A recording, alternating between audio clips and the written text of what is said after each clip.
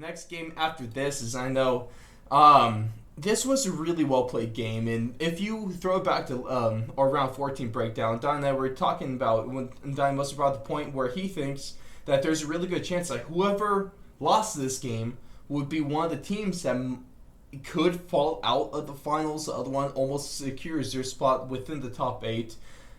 And the weird thing was, I didn't really have a lot of confidence in Port Adelaide to win this game because they didn't win a single game this entire season against a top 8 team.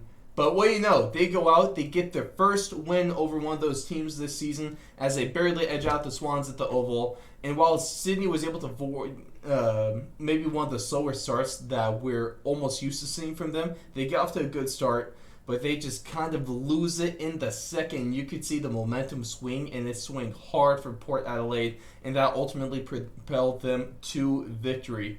So, kind of what I said in the little beginning of this game, Donnie, has Port secured their spot in the top 8, and is Sydney now at risk for dropping out? Even though it wasn't a bad game against Port, it was a very well-played game, especially when we had Buddy Franklin kicking 4 goals to boot.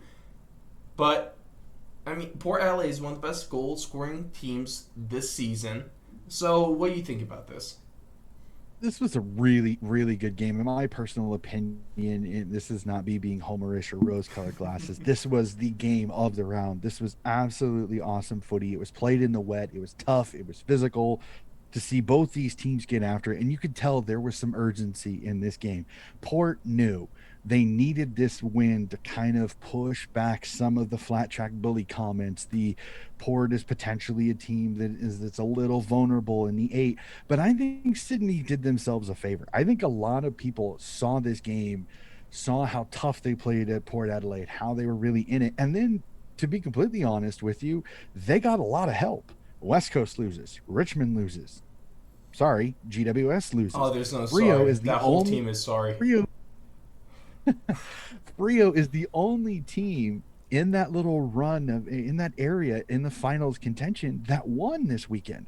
So it's almost kind of a mulligan for Sydney. Yes, they get the loss, but if West Coast would have won, if Richmond would have won, if GWS would have won, Sydney would have been sitting there in 7th place, only percentages really ahead of GWS with the half a game difference. And now Sydney is still 8 points above the bottom, 9th place, so they've still got that game gap. And yes, they've still got several difficult games. And now you get a West Coast team that there's still questions. Liam Ryan is potentially could be suspended after a head-high contact in his game. Tons of travel stuff going on with that team too. I love seeing the picture of one aisle it's Frio, the other aisle it's West Coast. That's good stuff. That is an amazing photo. But you almost got it as Sydney really kind of has to thank their lucky stars. Mm-hmm. Everything that could help them out to stay in the finals hunt happened. But now the biggest question is they need to take matters into their own hands this week coming up against the West Coast Eagles. In all, this was an amazing game of footy. Congratulations, Port Adelaide. You really played an outstanding game of footy. Mm-hmm. This was the Port Adelaide that I loved seeing play, a contested, hard-nosed footy team. And I got to give it, I mean, Lysette kicking the goal late to seal it. I mean, how many times do you see a ruck come and bury one step? It was absolutely outstanding. The fans go absolutely bonkers. An amazing game.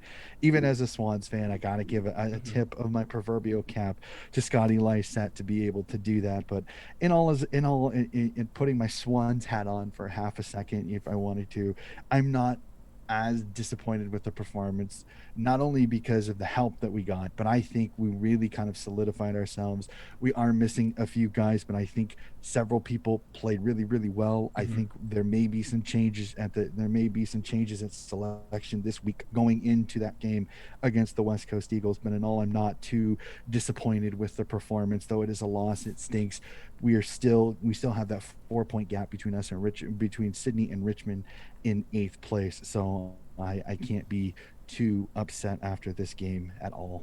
Yeah, it wasn't a bad loss, and even though they did come on the wrong side of the scoreboard, maybe to a lot of doubters of this Sydney Swans team, this might have maybe gained them some attention, maybe gained them a little more respect for being able to play a team like this that close.